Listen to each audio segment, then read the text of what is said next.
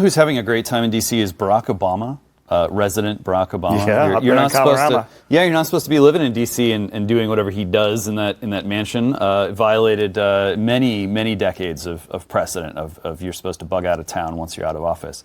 He's still in charge. Yeah, he seems to still be in charge. You don't need to indulge in the conspiracy theories in order to recognize that the guy is not just sitting at home doing the crossword puzzle. So we need to do that with Blaze. I mean, in DC has this thing where, like, the newest, hippest restaurants, like things you'd never want to eat, like French, Filipino, street food fusion, they don't take reservations. You have to pay homeless people to wait in line for you.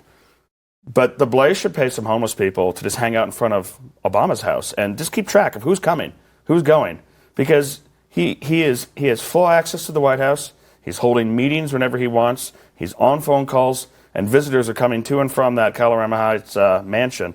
And I kind of just want to know, like, which aspects of the White House are being run by him. Yeah, I think a lot of people want to know that. I think lots of people want to know, and nobody knows. I'll hang out in the corner for you guys. Yeah, would you? Would you do that? Go out there? Taking pictures, writing things down. I remember back when Christopher Hitchens was still around, he got a bunch of people together out in front of Hillary Clinton's house in D.C. and stood up on a little stone and death to fascism and so we can do the same thing. We can do the same thing to Obama. He's supposed to be a competent guy. That was the rap on Obama. He was Mr. No Drama Obama and he prided himself on having a nice, smoothly running White House. How do you think he feels about D.C.? Does he care? You wouldn't really care if you lived in Colorado. Yeah, that area of D.C. is very nice, very wealthy. Vagrants would be easy to spot if you're surrounded by Secret Service.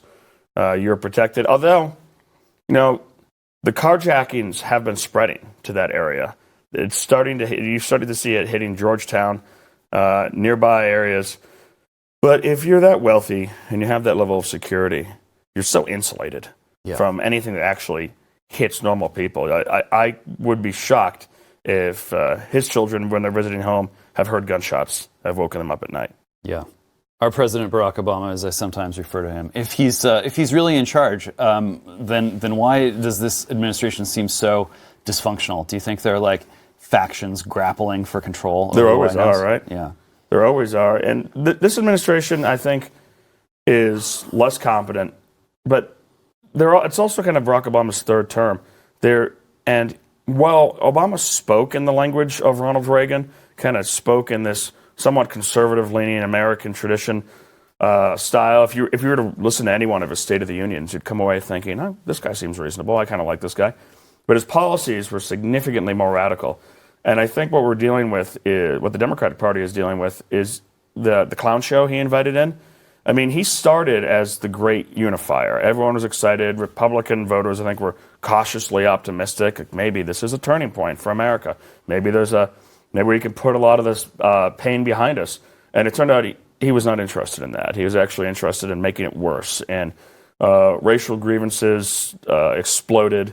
The idea amongst Black Americans and white Americans that racism was going in the wrong direction in this country skyrocketed over those years. And people kind of forget that by the end of his term, like the last few months of his second term, it was so dystopian. I mean, you had illegal immigrants in the White House shouting down the president, yelling at him, "How dare you, you're not doing enough." No, it's hard to get into the White House.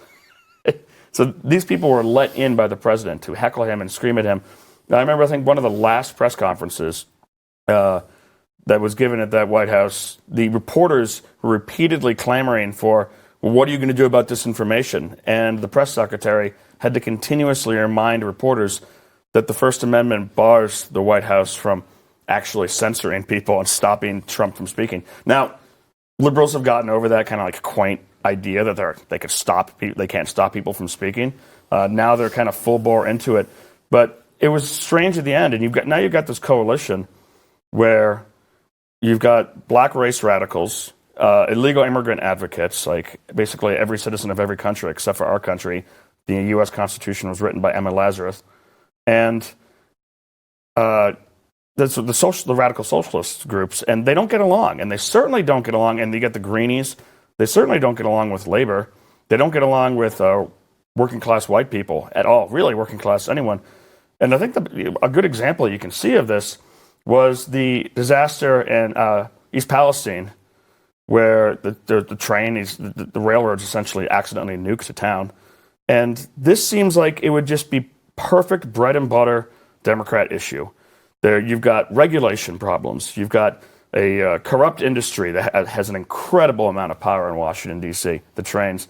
You've got environmental regulations. You've got a chance to reach out to working people who are suffering. And they couldn't do it. I think it's probably because maybe people like Joe Biden still have the political instincts to know we should do this. We should care about these people. But a lot of the elite staff of the White House really, truly, like in their bones, do not care about working people. And they couldn't bring themselves to even do just a PR stunt. just go there and give a speech. Kiss some babies, shake some hands, walk around looking sad. You don't actually have to do anything as president there. It just appear. And they couldn't bring themselves to do it because they have such disdain for us.